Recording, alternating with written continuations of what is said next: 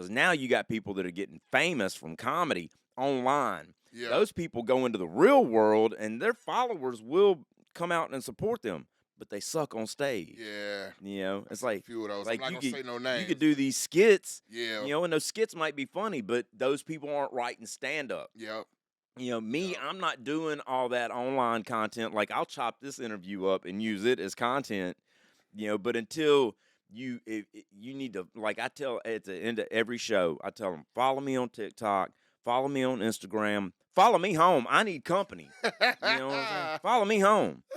You know, so follow me, and follow if you come out, if this reaches people and you come see me, by all means. Like, don't just be there for me. Be there. Like, I want comedy fans. Like, we're trying to build comedy fans, and Baton Rouge is getting busier and busier with comedy. So, you know, especially my shows at Boomerang, I encourage sober people in recovery to come out. The place doesn't have a bar. They don't even have a liquor license. It is a safe space, man. I'm doing 2 shows a month in a safe space for comedy. Come out and enjoy it. We need the laughs. You know, yeah, man, come.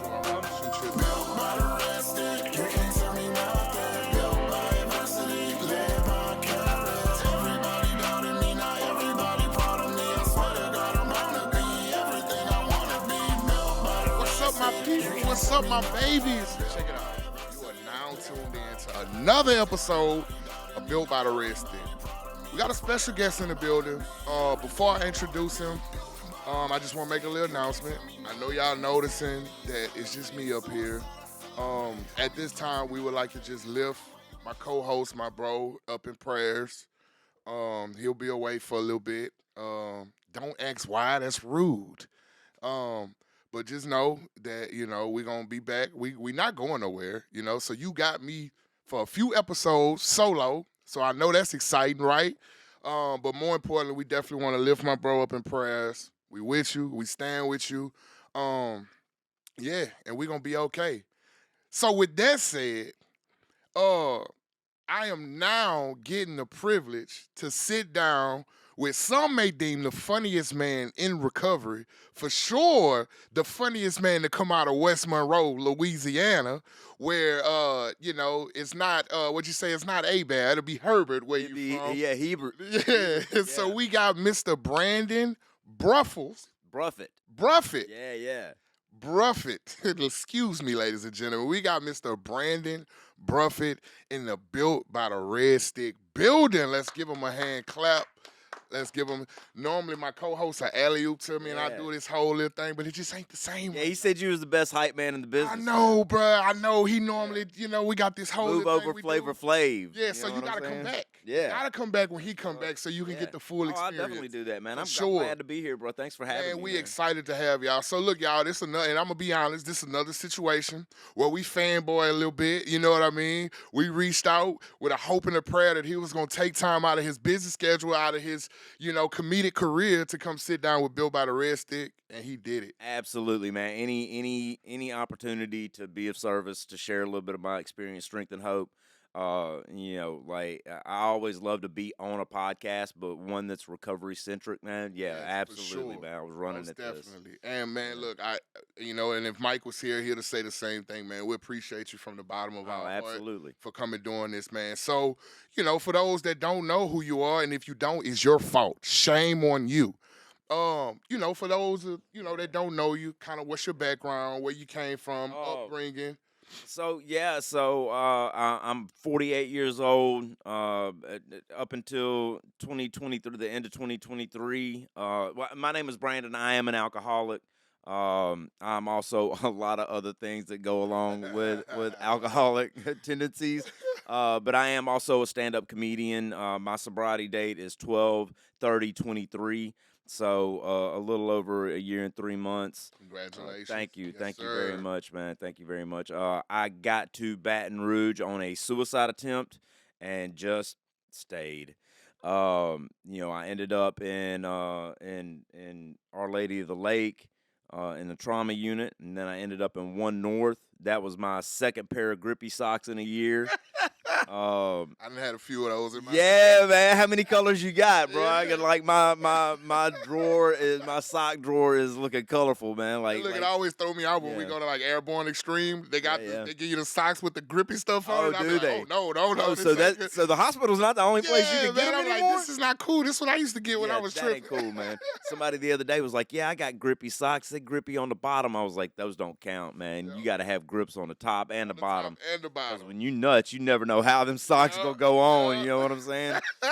So yeah, man. When they threw rehab at me, I immediately accepted. I figured that was the first time I ended up in a psych ward. After 6 days of me telling them that I didn't want rehab, they let me out, and I was like, I talked myself out of that, not realizing that I'd been in there as long as they could keep me. You know what I'm saying? And then yeah, I ended up back in there. So yeah, I came to I was in Baton Rouge, and I did. I just stayed here, man. I gave up my apartment in New Orleans. I just wasn't using the city for the good things Yeah. that city offers. And I've loved my experience here, man. Ended up in Wood Lake. Good old Wood Lake. Good old Wood Lake, man. And then getting out of Wood Lake, I ended up at Next Step Okay. and graduated the IOP program over at the Life Center. Great experience in all of those places. My recovery journey in Baton Rouge has been fantastic. The people are very supportive. I've gone through one home group, which was unmanageables. Noon meeting over on Old Hammond every day, and then now my home group is Bedrock 8 o'clock meeting at Club 12 on Mondays. Okay. 8 p.m. 8 p.m. Yeah. That's y'all come out, man. We need people in that meeting, bro. It's a good meeting. We got some good sobriety over there.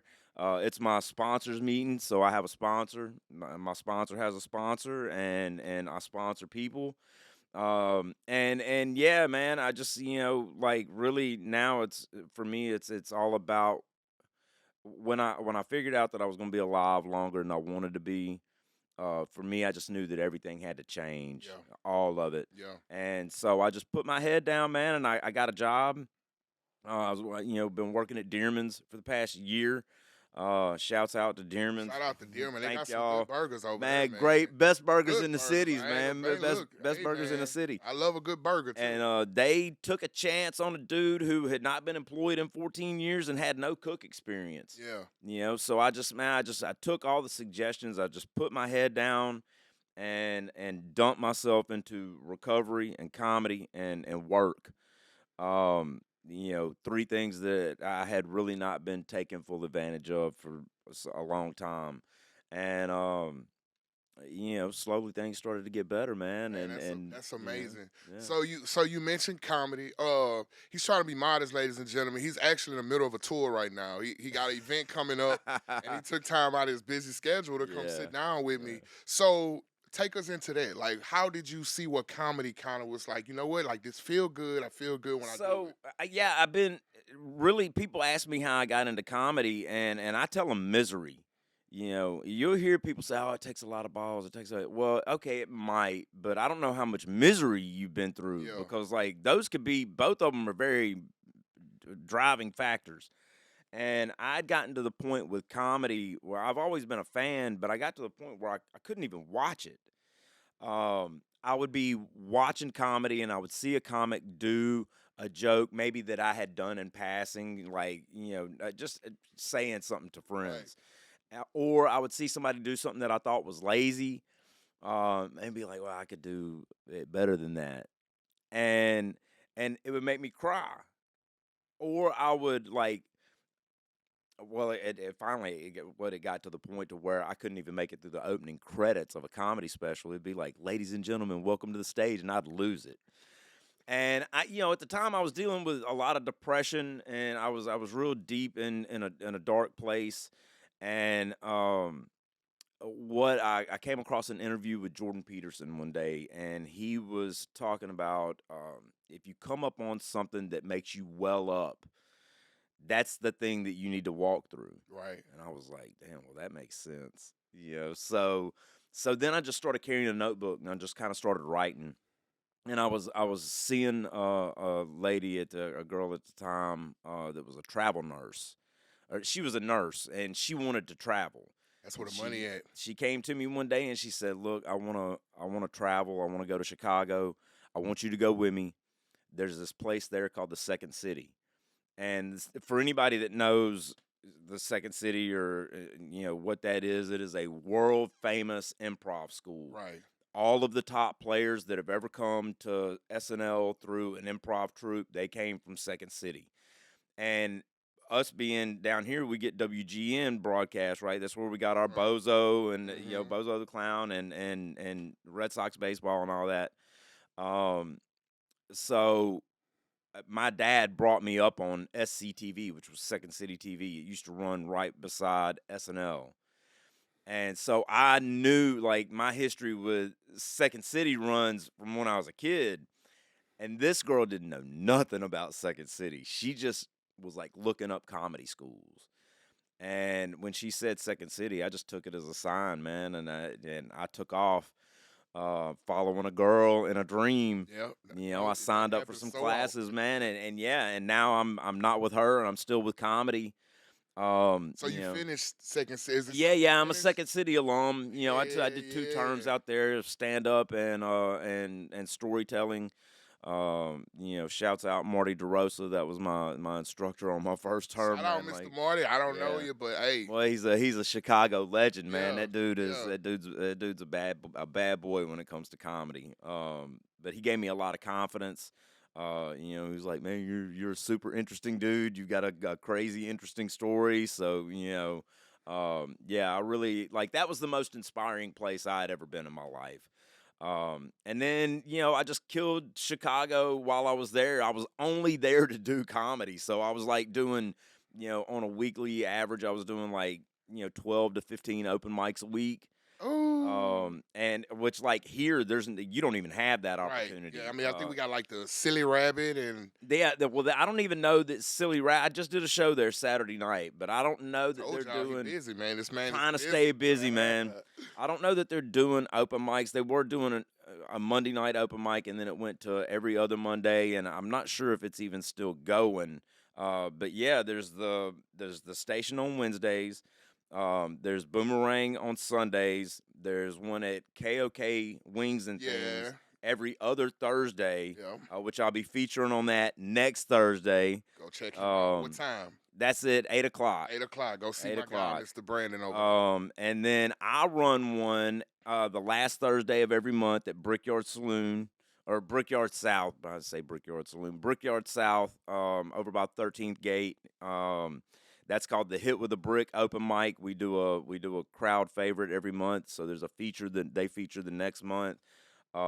It's really like I always say that getting people to an open mic is the quickest way to get them to not come to a paid comedy show because it's comedians working out. You know what I'm saying? We're trying out new stuff and it might not be funny. You're going to get some funny stuff, but it's not going to be like a show where you're getting like the A polished material. But it is a comics open mic. Like, Right. I was fortunate enough to when I got here, I was already kind of in with the top comics in the city. So those are the guys that come out to my open mic. We got a couple of new guys that are like fresh in comedy, but they're already good. Yeah. They're So I got good. a guy. I ain't gonna say a guy of mine. A friend of mine, Grassa. He's Okay. doing comedy now. Does that name ring a bell? No, Okay. Yeah. Be interested to meet him though. Yeah. Yeah. For sure. For Always love a sure. new contact in comedy. He Rasa. been traveling. Grassa 100. Yeah. He Okay. been traveling around doing some comedy. Man, so if people always tell me like, "Oh my God, you so funny," like this and that, like you should do stand up comedy. Yeah. Come The on out. fear that strikes me because, like I always tell people, it's easy for me to be funny when you're not expecting it. Yeah, yeah. But when you come in there expecting me to be Yeah. funny and you paying money to see me be funny, Yeah. The translation is different. yeah. So It really is. so for those that think they ready to do stand up comedy out there, what could you explain that difference? Like I just put. So, conversation would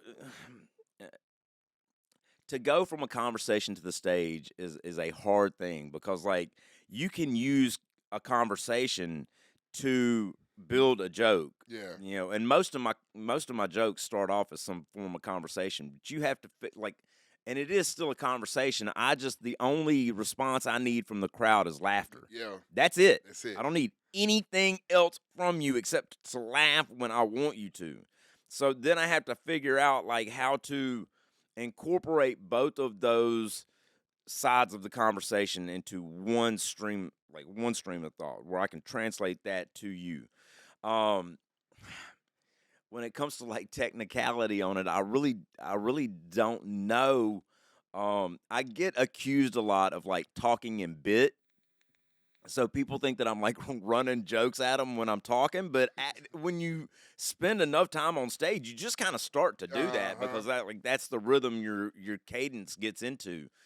Um, yeah, it really is a different thing. It just takes writing, and anybody that I see uh, a lot of guys will come in and they're going, oh, I'm just gonna freestyle this. Well, let me tell you something. You're not Jay-Z. Yeah. You know, Yeah. you're not Jay-Z, and this don't work like that. Kevin Hart even write his stuff. Right? You know People what I mean? write. Yeah. I tell anybody, write, perform, figure out what's not good, and then write some more. You know, because like the old guys in this thing will tell you, you know, you might write 5 minutes, 2 of it might be good. You know, Or none of it. You know, that's right. but None like of you it say, might you be gotta good. try it out to see. That's right, and what working. You can run it in the mirror all day long, but until you get in front of an audience, you don't have a clue. Yeah, that's you don't scary. have a clue. It is. It's scary, man. It's terrifying. But I tell you, the first time that I did comedy, and I videoed it like I was doing something, like I was gonna step up there and do something, right? And I did it. There wasn't even anybody in the room, which I'm really grateful for. But I go back and I watch that video from time to time, and it was awful. But none of the things that I thought were gonna happen happened. I didn't black out. I didn't I didn't freeze up. I didn't start sweating. Nobody ate me. You know, I didn't get rushed on stage. Like none of that happened. Nobody threw tomatoes at you. None of that happened. Now, it's funny that you say the tomatoes because like there is a show in Chicago where they give you Nerf tomatoes, and they'll just let you throw them at the comics. And so I wanted a competition show, right, that like lets you know what audience thinks of your material. So now I do a show kind of based on that same premise called Gun Control. I do that once a month. It's the third Friday of every month.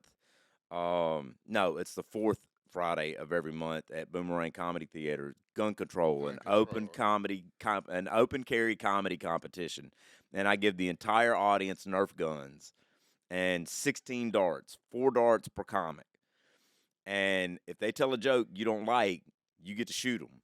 You know, and so it's really what it is. Like the winner of that show moves on to whoever ends up with the least amount of darts wins, and the winner of that show moves on to a show called Survival Skills, which is just a 15-minute showcase. They do 15 minutes each. That's a long time. It is. A lot of people hit 15. That's a long time. It's a long time. So the original set is 10 minutes. Right. And then you move on to a 15-minute set, and then at the end of that, I'm gonna let them shoot who they like the most. Yeah. You know, but you get to do your set unimpeded. Yeah. But then there's a winner of that show, and they move on to a 20-minute showcase because I also do 2 shows a month I bring in 3 comics, they do 20 minutes. But that's what I want, man. Like, so I've got an open mic, I've got a competition, and then I've got the 2 showcases, and that's like a whole ecosphere, right? It's like that's what I want. I want comedians that can come in, try out their stuff. I want to provide that space for them. I want to have a place where they can do their stuff, you know, because 10 minutes isn't that long. Right. It seems like a long time, but it's like when you start talking about doing this, really, you need 15, 20 minutes. What if somebody calls you on the road to feature? Right. You know? So the competition is here's what people think is not the best. Work on that. If you win, then you're in that 15-minute spot. If you don't have it, write some more. Yeah. Go to open mics. Yeah. You know, and try that stuff out because you got some time in between. And then now if you do good on that 15-minute spot, then I'll move you into a 20-minute showcase. And then here we are. Now we've got comedians. We've got a group of comedians that are doing longer sets. Yeah. So yeah, for me, it's all about pushing the comedian to do better, to And do see, more. this is like an underground world to me because all this stuff you saying, I've never heard of it, and this Mhm. is happening right in my city. Yeah. And so, where is the disconnect happening between like, because like if I wasn't a comedian, I wouldn't have known about this stuff. Well, so the hard part is getting people to follow you and then follow you to actually where you're at. Because like somebody can follow you online, Right. but until they're actually showing interest into what you're doing in the real world, see that's really to me is where the disconnect in everything is. Yeah. Is like because now you got people that are getting famous from comedy online. Yeah. Those people go into the real world and their followers will come out and support them, but they suck on stage. Yeah. It's A like few of those. I'm like not you gonna could say no you names. could do these skits, Yeah. and those skits might be funny, but those people aren't writing stand up. Yep. Me, Yep. I'm not doing all that online content. Like I'll chop this interview up and use it as content, but until you need to, like I tell at the end of every show, I tell them, follow me on TikTok, follow me on Instagram, follow me home. I need company. You know what I'm saying? Follow me home. So follow me and follow if you come out, if this reaches people and you come see me, by all means, like don't just be there for me, be there. Like I want comedy fans. Like we're trying to build comedy fans, and Baton Right. Rouge is getting busier and busier with comedy. So, you know, I especially my shows at Boomerang, I encourage sober people in recovery to come out. The place doesn't have a bar, they don't even have a liquor license. It is a safe space. Man, I'm doing 2 shows a month in a safe space for comedy. Come out and enjoy it. We need the laughs. Definitely come You know, check you yeah, out, man, for come sure. I'm gonna have to come, shoot you a you text know, and get on the next one. And yeah. that's actually a great segue to my next question that I Yeah. had. Because a lot of the stigma that come with comedians, other than being funny, is alcohol. And so, what's It's the fear that derive with that with you? Because you're still fresh in recovery. We say a year. yeah, I I'm mean, fresh. I'm a so baby. where do you find that foundation to know that, like, okay, I can't do this. I'm just here for this. Yeah. Okay. So the book tells us, right, that if we work on honest way, if we work a good program, that we'll be able to do all the things that normal people do shy of drinking. Yes, We can be able to sir. go the places, right? And I'm new in this is I'm still fresh in recovery, but I've been coming in the room since I was 19. Okay. I'm old with my exposure. Yeah. And one of the things, I'm 48 now, so that was a different time back then. Right. 12-step stuff is a lot different. Like I had my old sponsor when I was 19 come pull me out of crack house. You know, I remember those old timers talking about going into bars and bringing people. 12-step calls was different. Yeah. Now it's the rehab is the 12-step call. Right. And taking a meeting into a rehab facility is like your 12-step work. Like that's that's a big part of service now. But like, you know, old alcoholics used to keep a bottle in their house in case they had to keep somebody from shivering.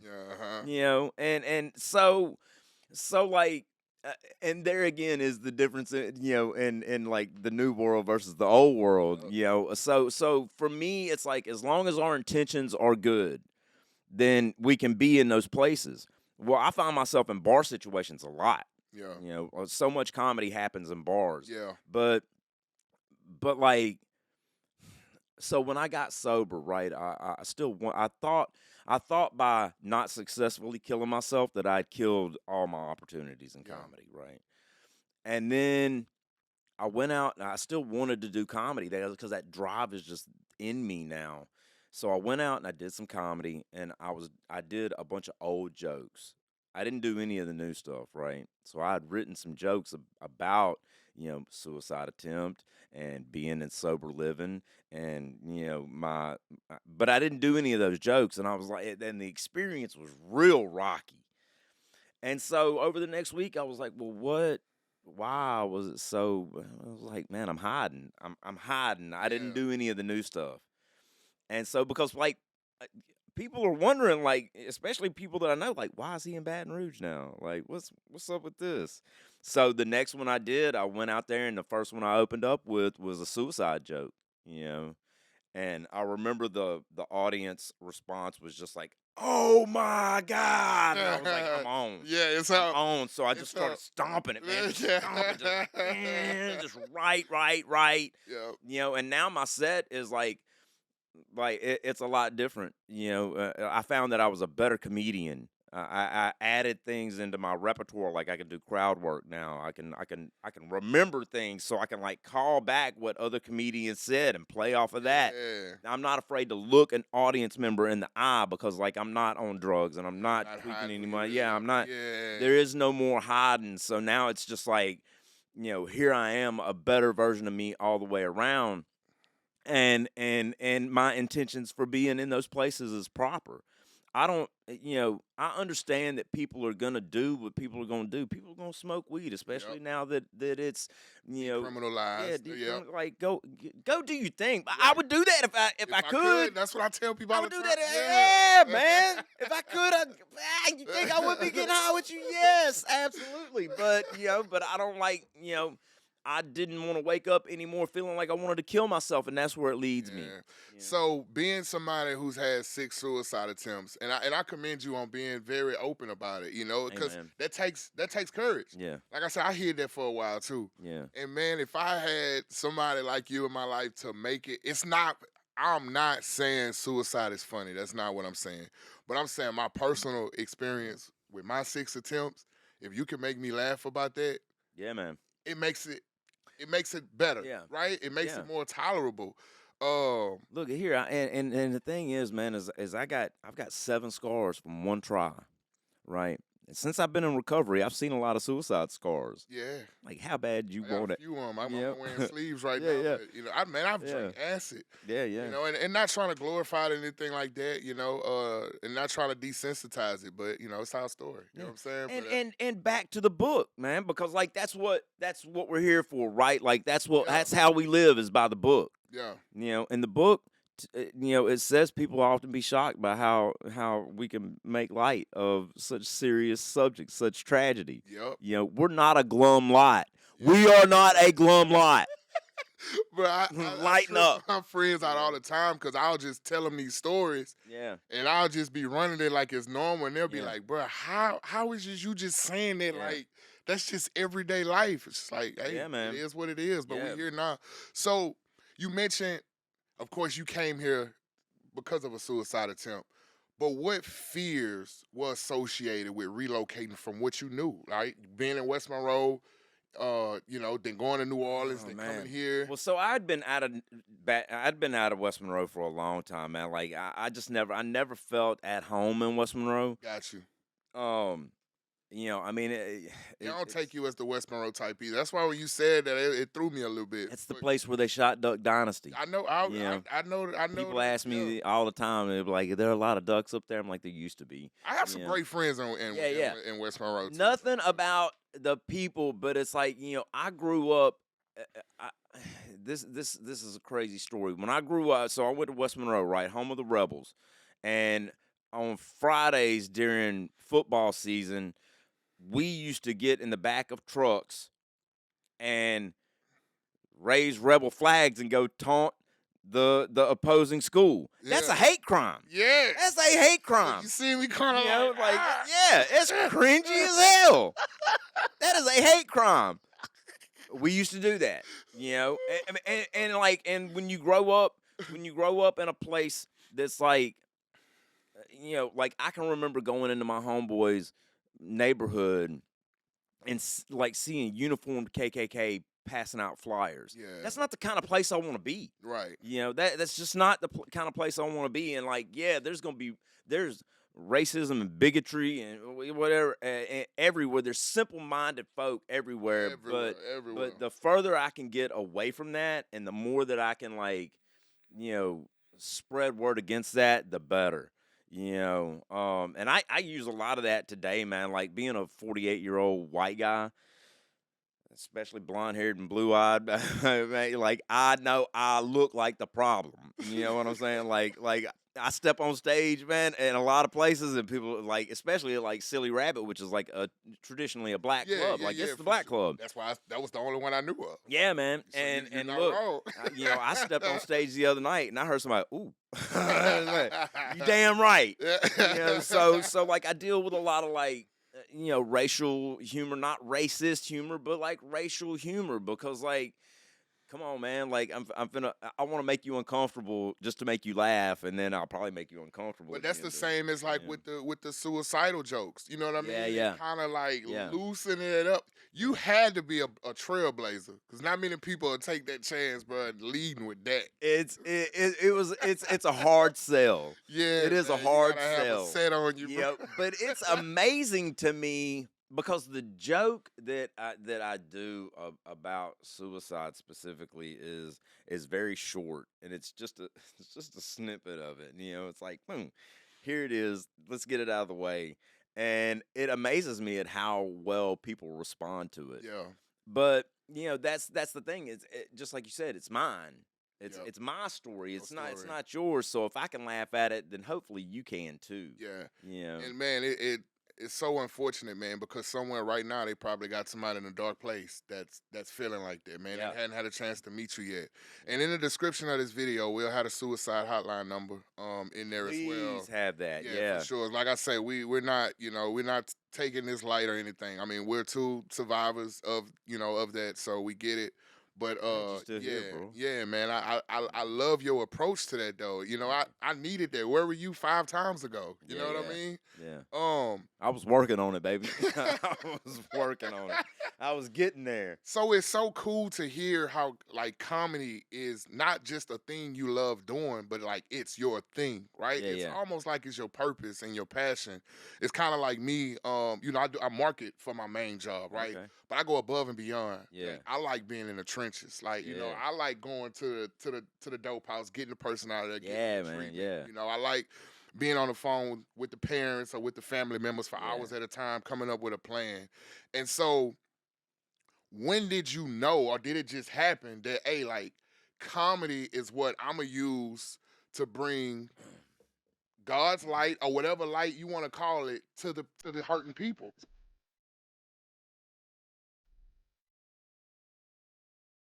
Welcome to Elevate, a place for people like you, built by people just like you. We're committed to helping all elevate from the destruction of addiction. I hope I would give somebody who's either new in recovery or that's currently struggling with addictions, today can be the last day that you struggle, the last day that you wonder how you're going to have to chase down that drink, that fix, whatever the case may be for you. At Elevate, we embody more than treatment. It's about passion, love, understanding, truly being your partner on your path to recovery. Our staff treats substance abuse and co-occurring mental health disorders with a multidisciplinary approach to best fit our clients' needs. We all just embrace each other. We genuinely care, check up on each other. And it's not an act. You matter. You're more than what you've allowed yourself to assume you were. When perseverance, hard work, and dedication meets, success happens. At Elevate, we have a variety of programs to fit our clients' personal needs, such as intensive outpatient, and the aftercare program. If you or someone you know is struggling with addiction, give us a call. Elevate. Do more than recover. Leave a legacy. So comedy's been like the only, like I told you earlier, I was unemployed for 14 years. I was just hustling out there, hustling weed and shit. Comedy was the only thing that I was ever like driven to do. I've always been typically a lazy person. Now I am like stepping into, stepping into the role that I feel like I should have been stepping into a long time ago. Right.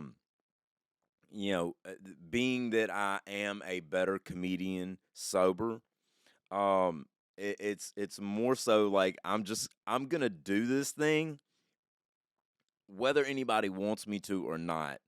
And so for like honestly, I would like to make it to where in 2026 comedy is the only thing that I'm doing. Speaking into existence. I don't man. have to make a whole lot of money to be able to do that, and I proved that with my income over the last year. So really, it's not even about. I don't look at it like, oh, I'm gonna draw attention to this. I'm just gonna do comedy and really hope that people recognize it. And it seems like that's what's happening, really, because that's how God plays in my life, right? Right. So I'll break this down for you. So working at Dearman's, right? The van dropped me off from Woodlake. I didn't have my phone. I didn't have my vehicle yet. I just took my stuff and I put it in the room. And then I was like, well, what do I need to do first? I need to get a job. So I left Next Step and I just started walking around the area, the Bocage area, picking up paper applications.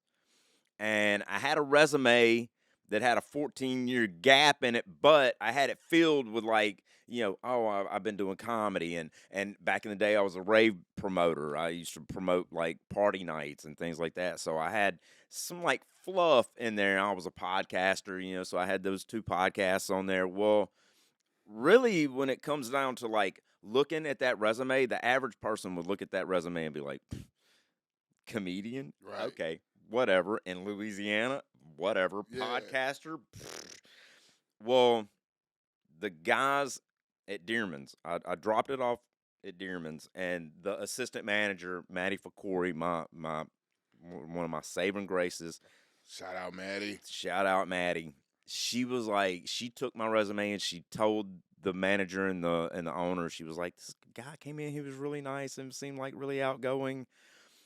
And she handed them my resume. Well, shout out Justin Burnett and Casey Evans. Shout out y'all too. Those guys, back in the day, they have a company called Free Agents Marketing. And anybody else, like I say, would have looked at that resume and been turned off. Those guys used to do rap shows, right? Under the Free Agents name. And not just a little bit. Like, they used to work they did Kevin Gates' first concert out of prison. And they used to work with Webby and some other, like, local names, like some notable people. So when they saw that, they were, like, kind of intrigued. And they pulled me in for an interview. And then when I left that interview, those guys started Googling me. And luckily, when you Google me, my criminal history doesn't pop up at all. Everything is all comedy. Yeah, that's true. All comedy. And so they were like, what the hell is happening here? Yeah. And so, like I said, I just like put my head down. Like, they gave me the shot. And thank y'all so much. Y'all really don't know what your restaurant and its community did for me. Shout out Dearman's. I love eating their burgers from them. Man, look, like OC that. Dearman's right there on Jefferson Highway in the Bocage Shopping Center. Yeah, it's fire burger. Yeah, man. Tell them Built by the Red Stick sent you. Do that. And Brandon. And so it really, like, I started putting this show together with my friend Gloria McConnell at the Tunnel, which we've got another one coming up April 18th at the Tunnel downtown underneath the Hilton. It's your only chance to get those tickets. Are usually super expensive. They're only $25 right now. Get them tickets. Get the tickets. Where can they get the tickets at? You can get the tickets at the tunnelbr.com. It is. That's the online link. I can't remember what the actual, it's not Eventbrite, but it's something like that. Ticketmaster, maybe. No, I can't remember what it is. It's some off. It's just like Eventbrite, but if you go to the tunnelbr.com, you can get them there for sure. There you go. But we started putting this show together, and they were like, well, how'd your interview at the Hilton go? And it was going to be so expensive that we weren't going to be able to do it. And I told them what the venue was, and they were like, well, what do we got to do to make it happen? So I told them, and they said, well, start making the moves. And that was on like a Friday, and by Tuesday I had the meetings coming together. Like, I was making the moves because I'm 48. I don't have time to waste, man. Right. Like, and so before one of those meetings, they called me up and was like, look, we want to promote you and market you and help boost your career, but we want to expand our company to include comedy, and we want you to come on as 1/3 owner. And I was like, really? And they were like, yeah, man, based on the person that you've shown us that you are. Really? like I'm glad I didn't show you who I was 8 months ago, because it was a different person. But man, and since then, we've been doing some things together, man. Like, they helped me put the open mic together over at Brickyard and helped me negotiate the deal with them. And, I keep trying to get them to do some other things, but man, I mean, it's whatever it is. We got making moves, man. We making moves. They're going to be inclined to do it. Yeah. Man, what God want to do, right? That was God putting me where I needed to be, right? Yeah. I mean, because also I was a huge isolator in my addiction, and working at Dearman's, it was right there in my neighborhood, and it's part of Bocage Village. It takes a village. It takes a village. So and Dearman's is one of those places is like they get a lot of regulars. The clientele is basically regulars. Right. So I was able to use that as this community building exercise to where I was building relationships with the people that come in there all the time and the people that you have to interact with in a village. Yeah. And it was cool because my home group was right around the corner on Old Hammond, Unmanageables, and the old timers in there, they all live real close. So I would see them in Calvin's supermarket or in Dearman's or wherever. So it was my community really just started building, and then I joined the gym. And that was another thing. But it was I'd see people from the gym in Dearman's. Like, what the hell are you doing in here eating these burgers? It's cheat day. So yeah, man. I was just I started just using Dearman's as a place to consciously build community, and that really it really was a huge influential factor into my outlook on my daily life. To wake up and walk to work and be happy about flipping burgers, and it's crazy, man. It's just that's God working for me, because it helped me alleviate that feeling of uselessness that I had. Yeah. And see, some people hear your story and be like, "Oh, bro, he just lucky. That ain't gonna work for me." But he was just in the right place at the right time. But we both know God put you in the right place. God is the agent of luck, man. Yes, man. And God is the agent of luck. Enough to, I'm lucky. I'm lucky in the fact that I tried to commit suicide in a friend of mine's house. I'm lucky in the fact that this girl who was normally waking up at noon every day decided to get up at 9 to push me to go back home to do something positive. Yeah. And then there I was. Right. I'm lucky. Yes, I am lucky in a lot of ways. I'm lucky that God showed me grace when I wasn't showing myself any, and I'm lucky now that I have, because I considered myself an atheist. Yeah. I'm lucky that I've got a God that is a pressure valve that I don't. It's not all on me anymore. That's really where I'm lucky. I'm lucky that I'm lucky that I was not. I'm lucky that I was so defeated that I was willing to open myself up to other possibilities. Man, favor ain't fair, but it's necessary, dog. It ain't. You said it fair, right there, but bro. It's necessary. You said it right there. So you just said a huge word just now, and I kind of want to ask about that. So you used to be atheist. Yeah, man. I don't even know how to word this without you having to go down a rabbit hole, but how did that happen, and then what changed? So philosophical. I can't remember how the book puts it, but we had philosophical theories or something like that. It's easy to discount God in a world of science. Yeah. It's easy to do that, and I always love people that could that could pose the debate. Christopher Hitchens and Richard Dawkins and Sam Harris and all those guys. They could just whip a priest into all kind of submission. You know what I'm saying? Just make him look stupid. And that was really the thing, man. I came up and in the Bible Belt, and so I looked for God in some places, but God always be where you don't really look for him. You know what I'm saying? You can if you're in the church, you can find ways to not believe in God because a lot of its parishioners a lot of times are not the people that are godly. Um, for me, there were a couple of instances that I couldn't reconcile. Like my mom had a surgery some years back, about 5 years ago, that she never really recovered from. She ended up going into a state of sepsis and going unresponsive for a few days. And I was in New Orleans, she was in Shreveport, and I got in my vehicle and headed up there. And on the way there, I found myself screaming at a God that I was telling myself I didn't believe in. Well, it's like, how do you deal with that? Well, you twirl the bowl a couple of times, and then you can just kind of put that in the back of your mind.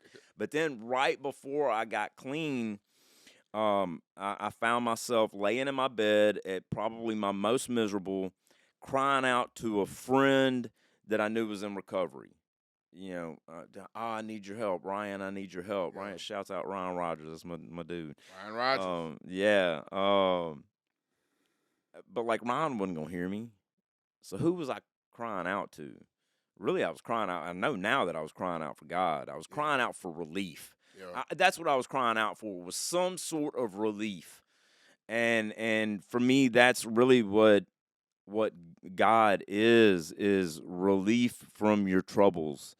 Like I said, a pressure valve is often how I describe God. Because for me, it's good orderly direction, which I can get from a lot of different places. And anytime I get that good orderly direction, it is relief from whatever is troubling me, the thing I can't figure out, or even like.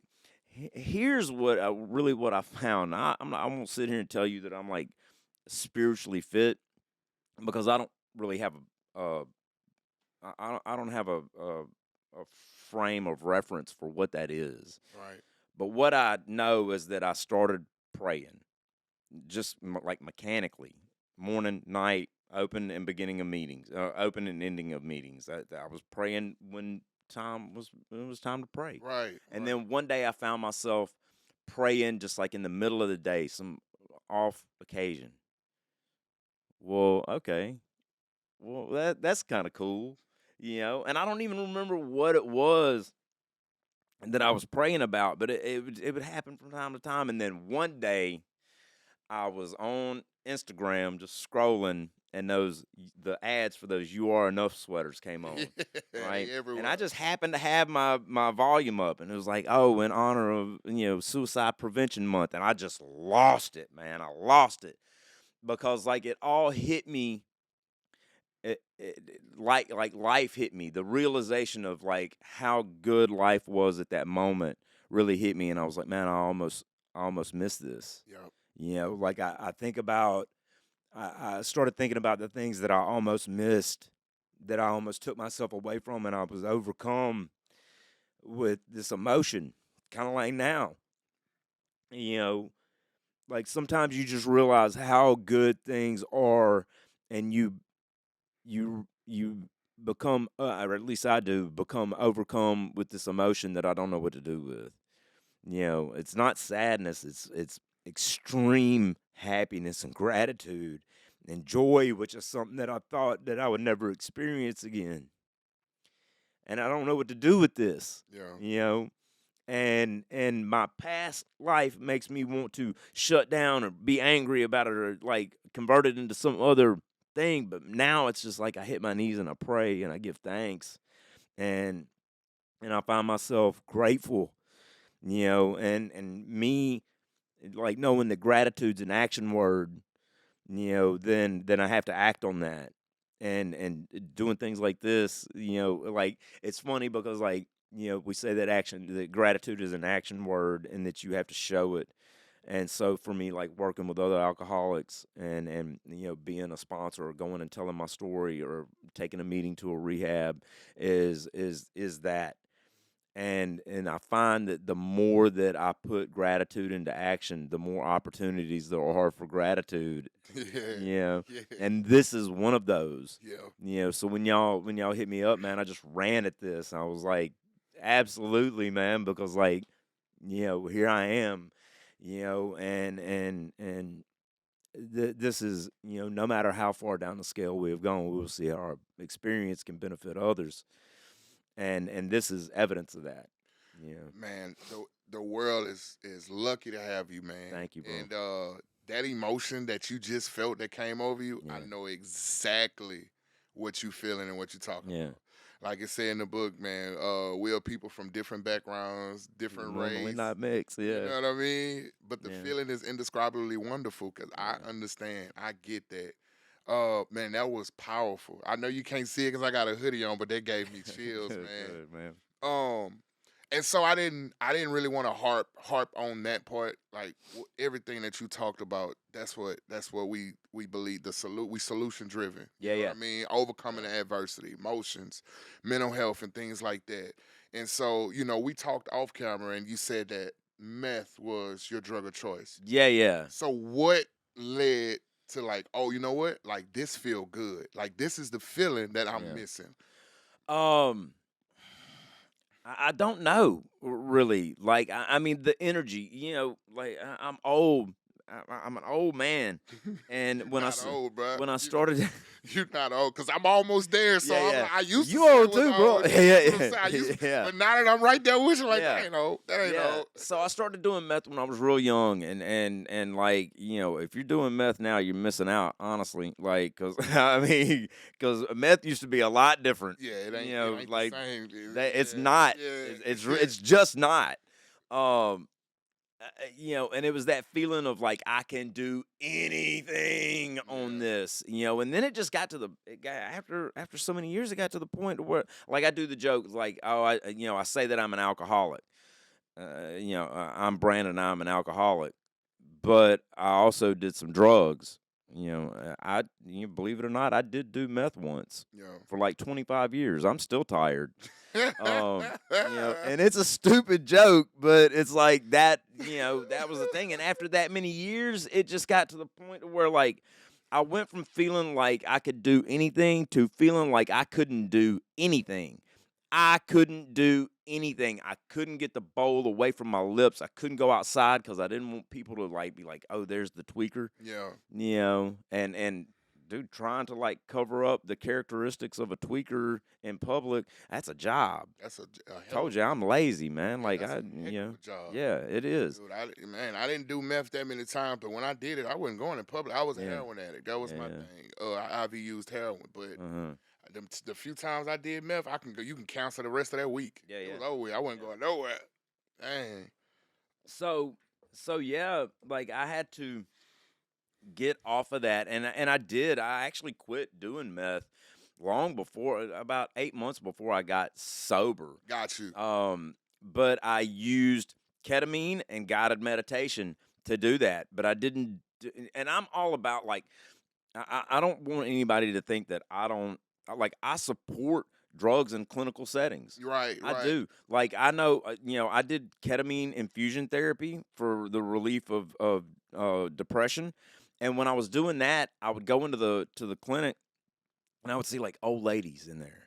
It wasn't people that looked like me. It was like old ladies that were like trying to get comfortable with the fact that they were fixing to die. Yeah. Or something else, chronic pain, or something like that. I'm all for the use. Like the book tells us that that God has provided doctors for all kinds of, Yep. and not just for us, Right. for people who don't have problems. Yep. I'm okay with all of that. Psychedelic therapy, I think it works wonders for all kind of people. But somebody who had gone into a clinical setting for ketamine, I then went, okay, well, let me use ketamine and guided meditation in my bedroom like an idiot to get off meth. And it did work, but then I like ketamine, like, so now I've just got like a bunch of ketamine and I get crazy on ketamine, man. Like, dude, I thought I was like just doing ketamine and being up in my apartment and being a good boy, and then sure enough, the next morning my landlord would call, yeah, your neighbors are complaining that you're up there yelling again, bro. I had demons. It never occurred to me to just like put my phone up in the corner of my room and record what I was doing, because like, I don't know why, because like I'd wake up, I'd have scratches under my eyes, my clothes would be ripped up, man. I ripped the bottom half of my boxer briefs off one night and set them on the floor next to me. I woke up, I was like wearing a mini skirt, bro. Like, I don't know what I was doing, you know? But that's me. Yeah, that's me. Oh man, that's a great special case story right there, man. Yes, man. Look, I was special on K for sure. I was. Yeah. Man, well, this is my least favorite part of the show. This is the part where I gotta let you go. Yeah, man. Before we let you go from our beautiful people, man, let them know where they can find you. You already briefly told us about your next upcoming event. You know, Yeah. your social media handles and all that good stuff. Look, Brandon Bruffet Comedy, at Brandon Bruffet Comedy, BrandonBruffett, across social media. I'm on YouTube, I'm on TikTok, I'm on Facebook, I'm on Instagram, I'm on LinkedIn, I'm on some, I probably got an OnlyFans that I don't know about. You can catch me the third Saturday of every month and the fourth Friday of every month at Boomerang Comedy Theater. I've got a monthly that's starting up at Smiling Dog over on Sherwood Forest with Vaudeville Entertainment. That is, the next one is May 3rd, but we will have monthly dates coming up soon. And then the last Thursday of every month at Brickyard South for the open mic. If you're interested, come sign up. Don't be afraid. I'm always looking for new comics to help, get them better and fill in gaps in shows that we have. You can also catch me at any number of 12-step meetings. I'm there, man. If you see me, say hi. I'm always looking for new friends. I love y'all. Thank you for having me. Absolutely. This has been a great conversation and a great privilege, man. Definitely taking a lot from this, man. Yeah. So y'all heard it. I told y'all, my guy is busy, man. He's working, doing the work of the Lord. Yeah. Again, man, I just really want to thank you from the bottom of my heart for having this conversation with me. You're welcome. It was definitely a lot more to you than meets the eye, man. So God loves you, man. I love you, and you special. Love you too, bro. You deserve everything He got. Man. You. Have me back anytime, bro. This is great, man. You are normal. Matter of fact, you might be coming on with me for a little while now until. That's what's up, man. That's what's up, man. Look, I'm not working right now, so I'm open, bro. I got time. Yes, man. Again, we're gonna lift Mike up in prayers, man. Yeah. I say, don't ask no questions. Just pray. You know what I mean? Just pray for him. And to all my beautiful people out there, as always, if you're struggling with alcohol, or drug addiction, mental health, we spoke about suicide a lot. We take that stuff serious, and I'm here to be a resource for you. My guy Brandon here, he said, he's a resource for that as well. So, you can DM me at Ronnie Leduff on Facebook, or you can DM the Built by the Restic page, and my number is everywhere. So the main thing is, if you are struggling with anything, or if you have a loved one that's struggling and you don't know how to deal with it, reach out. That's what we're here for. That's it. Until then, we'll be back at the same time, at the same place, with the same producer. Built by the Red Stick, baby. Built by adversity, led by courage. Yeah, baby. Thank you. You bet. You bet, man.